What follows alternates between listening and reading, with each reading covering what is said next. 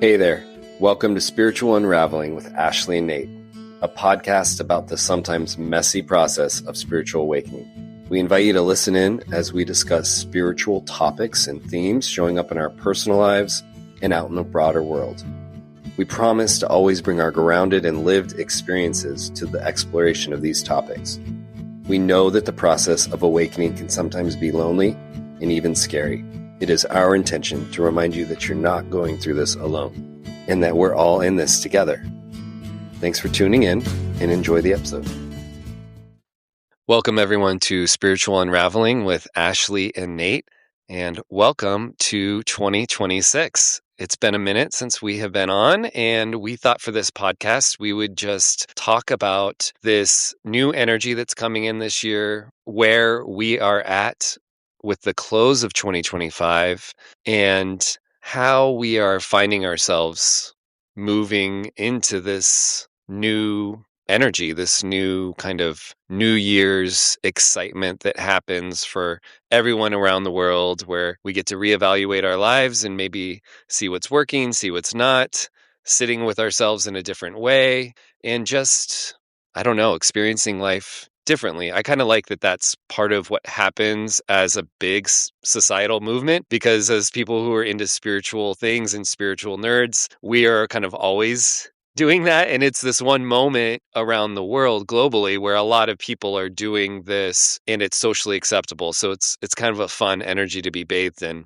I just finished moving into a new house, so I am in full novelty mode. I was talking to Ashley before we got on about how everything is so new and how I was giving myself some grace as I was leaning back on old ways of being kind of a doer and putting my nose down and just getting work done. And that part of myself was actually very helpful in this moment of being new and needing to get things done, kind of needing to be productive. So as this week has kind of gone on, I am now slowing down a little bit and regrounding and reorienting to my new space.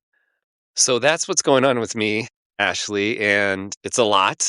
But I'm curious, what is going on in your life as we roll into 2026? What's new and exciting, and what realizations have been showing up for you?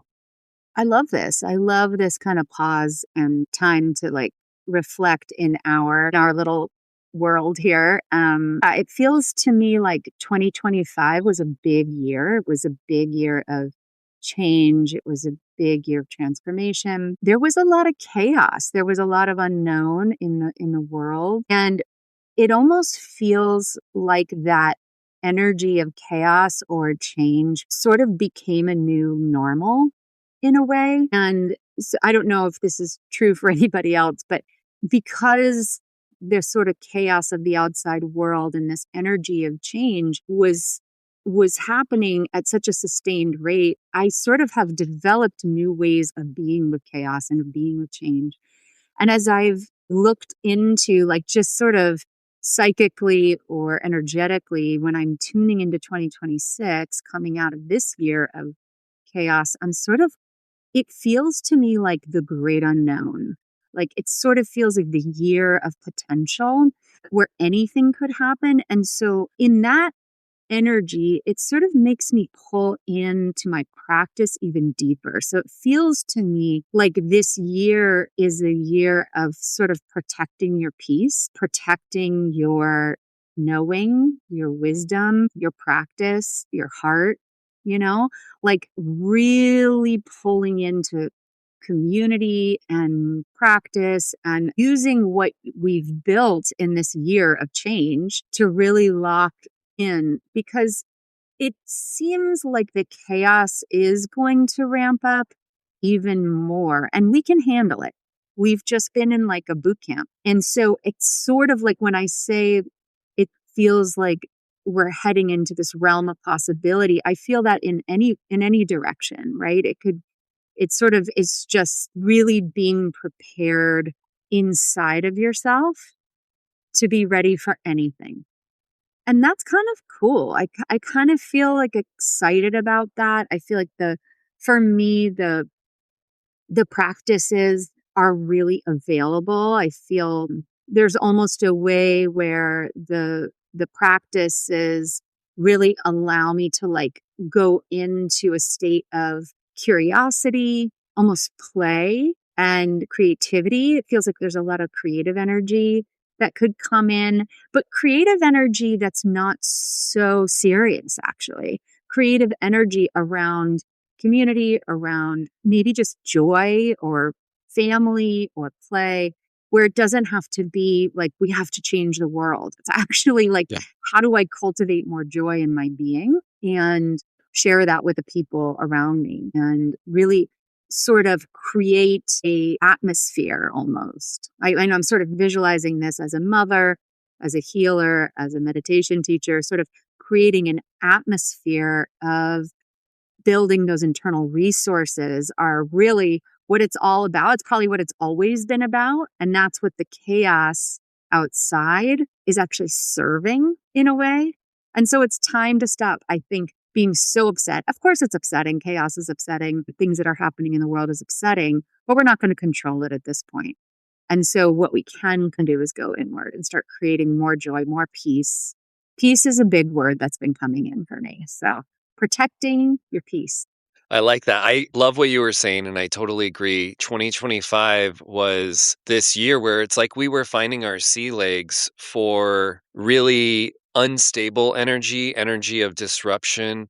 And it's not just, to me, what I noticed about 2025 was the good that came through with all of that kind of chaos and disruption was this real stark awareness that we don't have control, that the systems of power, these kind of structures, these big, large, macro, global structures, are inherently flawed and biased. And when we saw the kind of wildness that was happening on a global level, we got really confronted with this idea that when it's comfortable and there's no tension, we're not aware of the inequities that are happening within our system and that the system isn't really serving the people. And so this big kind of shakeup, I kind of have been calling it the Loki energy. It's like the disruptor. This energy that's happening had really created an opportunity for us to acknowledge that we don't have control and that some of the things that are falling apart need to fall apart.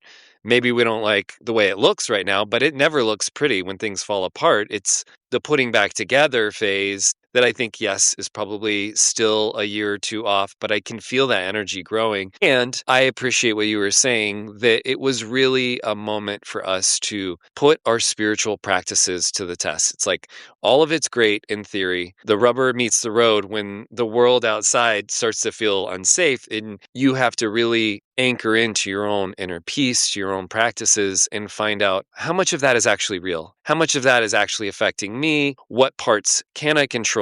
My own response to a lot of this stuff, how I carry myself, how I carry my energy, and cultivating a unique and tailored practice for yourself that's going to support you the best.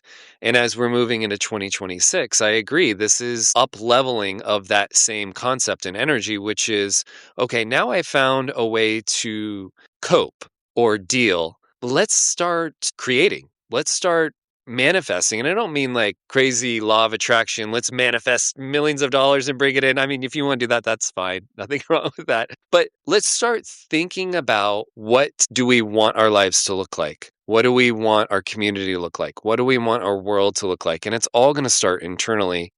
So I agree. I think we are in this place of anchoring into our peace and our presence and really being careful and protective of those things. But then also this invitation to move into creation and to acknowledge the power of our words, of our intentions, and how do we want to be, and being very mindful of that. And that energy has a big ripple out in the world. Yeah, I love that we're talking about creator energy, creation, because that's been coming in for me, not just for me, but for the people around me. And I see it as like little C creator and big C creator, right? The little C creator, I've been knitting again. I've been doing some art stuff. I signed up for a ceramics course. Like, there's some things that are just coming through for me. I've been writing more. I've been posting on Instagram. I don't even like really go on Instagram, but I've just been posting as an act of creation and taking photos and all this stuff that's just like juices are flowing. But what it brings me actually in connection with is like Big C Creator, which is this is it. This is our life. This is our opportunity. This is what we chose to come to focus our attention so much that we could actually be in this form, create this life. And there's something about really connecting to the intention of the Big C Creator inside of us, that there's a reason we're here, and it doesn't have to be a super serious reason. There's a reason we're here, and it's a very deeply personal thing to access because it changes all the time, and it sort of flows in through your own inspiration, through your own inner guidance. But just connecting to that, connecting to the intention of being in that Big C Creator energy where you're really owning your life, you're really owning your experience. One big thing that's been coming up lately is really seeing that everything that's happening is happening for me. We've talked about this a lot on the podcast, but it's really happening for me. And when I hold it that way, there's no more resistance. I can really let myself receive gifts, even if it doesn't feel like a gift at the time, even if it doesn't feel good, like it got this like immense gift in it because it's part of my creation. It's part of my spiritual creation of this lifetime. So I'm, the star of my own play. Everything in it is here because I intended it to be here. And so I can either resist or accept. And that energy of stepping into your own creative energy, it just loosens suffering, actually.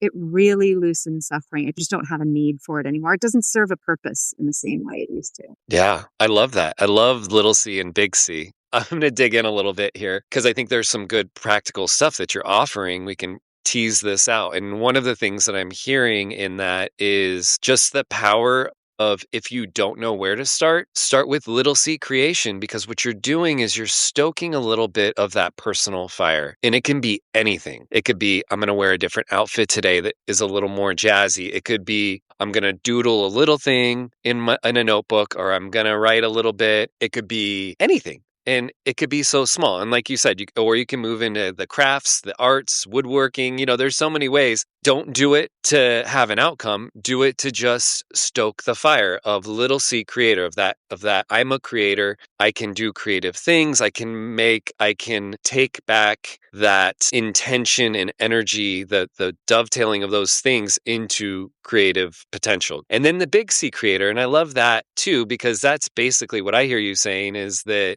your life is a work of art. Your life is your own masterpiece. This is it, people. This is what we're doing. We're here to create our own work of art, and that is our life. And it includes little C creation. It includes resistance. It includes acceptance. It's the whole thing. It's the mess and the beauty, all of it wrapped together. But when you embrace the whole thing as that big C creation, it does create in some way a little less tension. It can ease things up. You're like, well, what do I want it to be? What do I want it to look like? Do I want it to keep being like a tense action thriller? Or do I want to move into this other living, this other way of being? And so I love that. And then I do also want to, we've gotten kind of big and meta, and I also just want to bring all of this down to a granular level. And it's just making choices every day to be intentional about what you're doing, to really bring presence. And when you bring it down to each individual moment in action, the stuff that we're talking about, this bigger stuff, it all works its way out. And especially if when you're doing your each moments, when you're living intentionally and you're being in the present moment, allow joy, allow inspiration, allow that to kind of come in and be a musical note that's playing in there, because that bursts into spontaneous creativity. It bursts into serendipitous meetings, taking a different way home and seeing a billboard. It just opens up life to the wonder of letting things in. But it happens at that granular level of being in each moment, not being out in the future, not being back in the past, and then saying when I'm in that moment, just have a little bit of gratitude and if you can, let joy or ease or playfulness, as you were saying, in. I don't know. What do you think? Oh my gosh, I love this. I'm like getting really inspired right now. Like, I love your life is your masterpiece. Your life is your masterpiece. And if you take that into unity consciousness and that we aren't even separate from anything else, then this whole thing is a masterpiece. And then you Right. start to see that magic in everybody. You start to see that perfection in everything, the wonder in it all. So I love your life is your masterpiece. If everybody woke up every day and thought, my life is my masterpiece, and allowed their own genius through, their own creative juices through, I mean, we'd all just be in awe of everybody. I mean, if everybody has something beautiful to offer and to give. It's funny, last night I started a new meditation group, and not everybody knew each other. And so we were doing introduce yourself. And I thought, let's not do something boring. And, and the question that came to me to have people share is, what brings you joy? And it ended up being this really cool sharing about what brings joy. And there was a lot of crossover. And so it was kind of cool, like music and nature and Hawaii, like swimming in the ocean and dancing and all sorts of things. And so it's like, we don't have to wait. We don't have to ever have to wait to connect our own joy. It reminds me of the Shar saying, just follow your passion. And it's so hard when spiritual teachings are that simple. I really think that as a culture, we've gotten really overcomplicated. We like complicated things. We like puzzles to solve. But when something is so simple, just follow your passion. Watch what happens, right? It's just so simple. I think it's a good way to enter into this next year of probably more chaos. I can't imagine this is heading anywhere different at this point. But yeah, just cultivating that in yourself. I love this conversation. Yeah, I think to your point about the simplicity, I think we know the reason why we overcomplicate it. We overcomplicate it because the egoic mind, the kind of busy thinking mind, likes complication. That is a comfort level for it because then it gets to kind of grind its gears. And then I think the other aspect to it is that there is a little bit of fear in the simplicity. And it's not true fear, it's that egoic fear of anything could happen. It's the void. It's like if you follow your passion, you could unlock anything. And that in itself could feel a little bit triggering to the thinking mind because they're like, well, anything. Well, what am I supposed to do with anything? That's not something. I need something. And so the egoic mind gets a little bit triggered by that. The other thing that I love about your story about your Sangha starting is that what you did with that introduction question is you introduced something that we talk about a lot, which is intention. The quality of that question and the intention of, hey, let's do this a little different. Let's not prove yourself spiritually. That's why I'm sitting and whatever kind of energy you brought in. Hey, I want this to be a different energy. I want it to be light. I want it to be playful. So my intention is that. And then I'm going to ask this question in this manner. And then you got this totally fun and unique response. And I think people probably opened up and their hearts opened up. And then the energy in the room changes. And immediately it's like doing a 5-minute grounding practice or something at the beginning of like a board meeting. It would change the dynamic so much. All you got to do is open people's hearts a little and then everything changes. And then the last thing that I did want to go back to, because I was a little bit guilty of this, you talked about unity consciousness at the beginning of your response to me and about our lives are our masterpiece. And I do want to acknowledge that there is a component of this that can get a little bit wrapped in kind of Western society and kind of a value judgment around what is a good life. And I would just like to, within that framework, say a tragedy is and a struggle is an important part of everyone's story. And so when you see someone who is in a difficult part of their life, and you can kind of get in the spiritual lifted place of like, well, you're not living your masterpiece. It's like, no, they are. They are because every story has a struggle. And some stories are just all struggle. And that's okay because those are also pretty damn good stories. I mean, there's a lot of media out there that we consume that's pretty dark and bleak. There's a dynamism in those stories. So I just want to gently insert that for myself because I was feeling it. I'm like, oh, yeah. Sometimes we want to be living our masterpiece. I want to live my masterpiece. You want to live your masterpiece. But I don't want to devalue the other stories and that those are important choices that people are making and those their souls are making those choices. When you brought us to that unity consciousness level, I love that because then it brings in true acceptance and moving away from judgment. Then like everyone's story is unique and special, and there is no value, judgment, or differentiation between the two. It's just that's one unique story, and this is another unique story. Yeah, I guess we could even say it as like your masterpiece is unfolding right now. Hmm. It's no, you don't even have to do anything. You are a masterpiece. Everybody is living their masterpiece, or you wouldn't be here. Right. It's like a deep, fundamental, uh, truth that this is a masterpiece unfolding. And so, my feeling about it actually is instead of making sort of a New Year's resolution list, I mean, there's nothing wrong with New Year's resolutions. They tend to not last. But I really like this kind of almost gratitude. Like it's almost like the other direction, or maybe it's a different word than gratitude, but it's like deep appreciation for what's already here. Start there. Go into where can I already see the masterpiece unfolding of me and go deeply, deeply into that. I had a client this week share with me that she had this realization. It was so cool, this realization on a meditation retreat that she gets to spend the rest of her life with herself.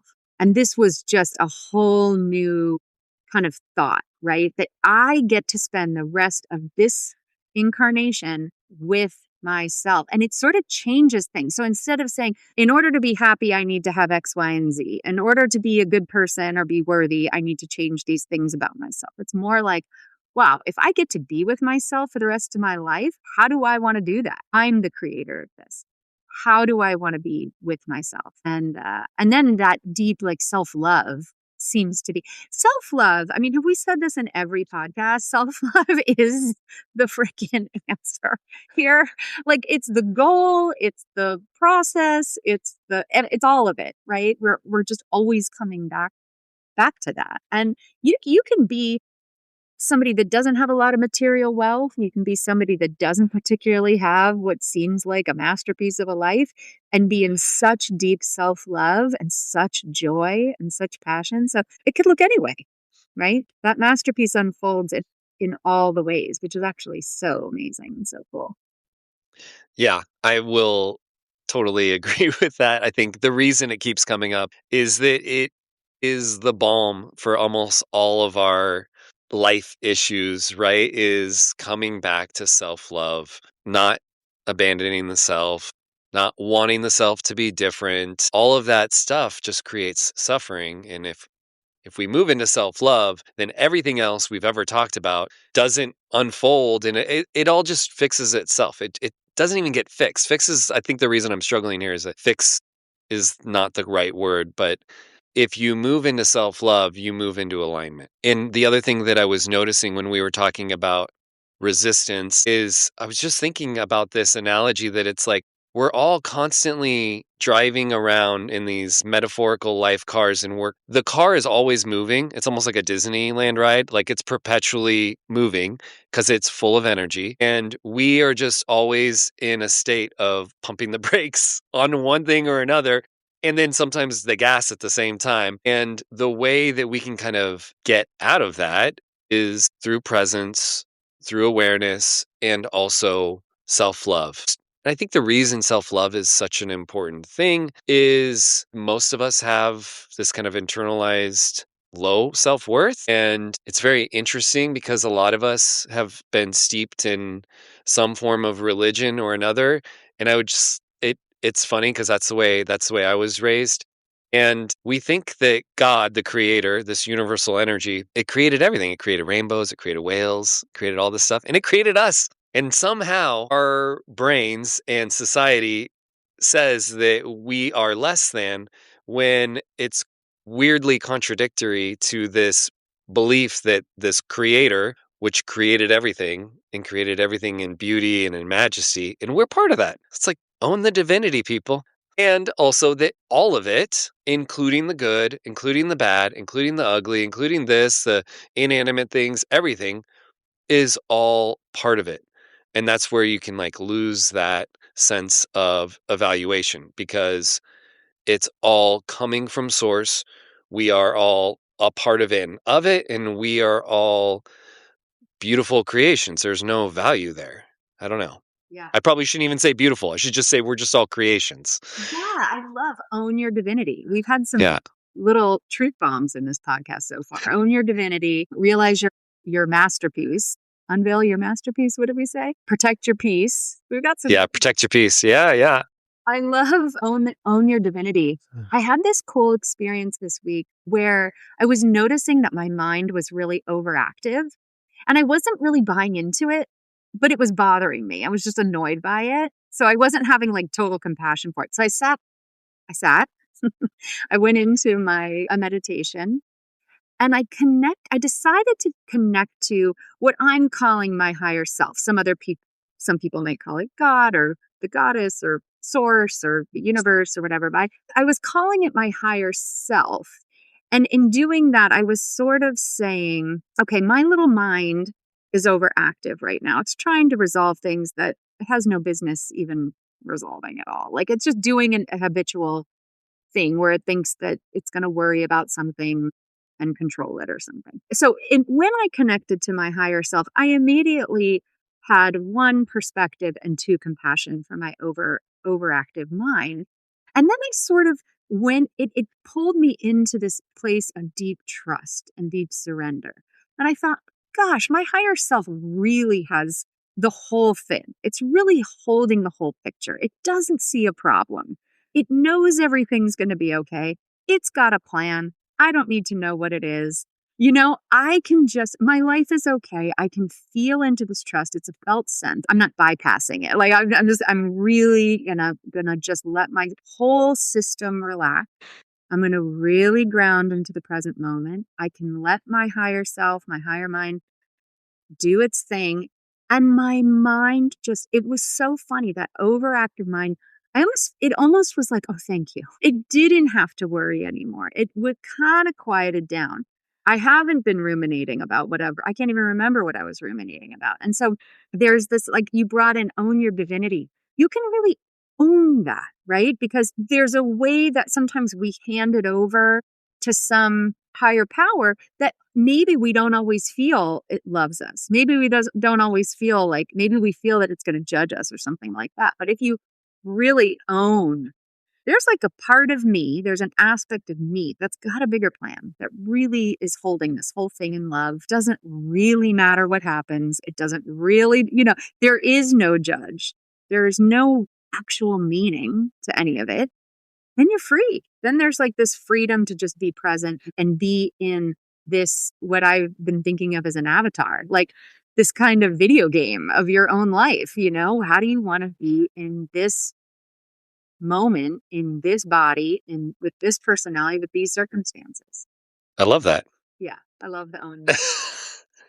Well, when you're saying all of that too about your higher self, it's making me think of, it's this idea that like the higher self isn't a deity, right? So there isn't like this separation that you feel.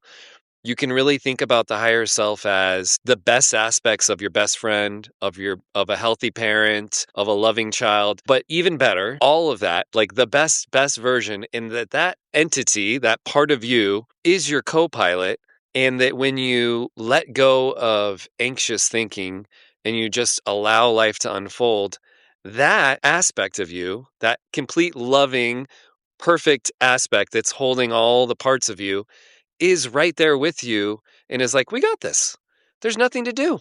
You just live, baby. Like don't overthink it. Don't grip the steering wheel. Don't bump the brakes. Trust. That's like that weird in what you were talking about too. It's important to acknowledge that it is not thinking. It is, once you're in thinking, you're not in it. And that's okay. And we have a lot of grace for the brain trying to grab on to this process because it knows, as you were saying, that there is relief in it, but it's a felt reality. It's just a knowing, it's a being, it's not a thinking. So if you're in thinking, give yourself a little love. It's okay. We're all work in progress. The trust, the allowing, it's a being, it's a feeling, it's a flow. It's the absence of the overthinking. And yeah, and I love what you were saying. It's just that higher self it's kind of like self-love. These are access points. These are kind of universal ports that will get you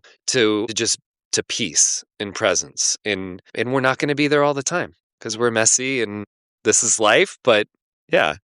Totally. But like coming back to protect the peace, I think what we can do is start to identify the ways, our own individual portals to peace. So Yeah. for me, that practice worked. That was great. I have a practice. I have the time to sit and do that. But for somebody else, it might mean going for a jog or, closing your eyes and breathing or putting on a song that like takes you out of your mind, finding your little portals. And you might have 100 different ones that you can access. So it's really like the deep permission right now to let yourself come into peace. And I'm using peace, joy, passion, creativity, aliveness, wonder, magic. I don't know. Yeah. All these different things, but just giving yourself permission right now to access that, to really cultivate those practices. And sometimes when we say practice, it sounds very serious, like Mhm. practice, but it's really not. It could be anything. Looking out the window right now into the trees and everything is so green right now. We've had a ton of rain, but there's flowers, there's colors popping, everything is sort of like beautiful right now. It's like so easy for me to just look outside and access, a moment of just joy, or I don't know, it just makes me smile. Right. So it's Yeah. just, it could be so simple. I love that. And I think the word that was coming up when you were talking about the different peace or all of these different words, the one that was landing for me is flow, to be in the flow of life, right? Doesn't always have to be something that we perceive as positive or as negative. It's just being in the flow of life and not resisting it, letting that energy take you. So I love this as we're kind of nearing the end here. The invitation that you're putting out to people, and I'll second it, it's a great one, is to gently, playfully, with curiosity, find your practice. Don't do what you think you should be doing. Feel into what gives you peace, flow, ease, and let those things, those moments, those engagements bring you into life and do them intentionally and love it. And then you're going to be in that both little c and big C creator that you were talking about. And I don't know, I think that's a great energy to try to embody as we're going into 2026. Well, this has been fun. Yeah, I'm so glad we got to catch up. Totally. If you're listening and you have any thoughts or, anything comes up for you that you want to share with us or the spiritual unraveling community, put them in the comments. I'd love to see and hear from whoever's listening. Absolutely. All right. Thank you, everyone. See you next time. Hey, everyone. We hope you enjoyed the show. If you have any questions or feedback for us, please send us an email at spiritualunraveling@gmail.com. If you'd like to learn more about what we're both up to, you can follow Ashley at www.mountainmeditationgroup.com. And you can find more about what I'm doing at spiritual-stewardship.com. We hope you have a great day.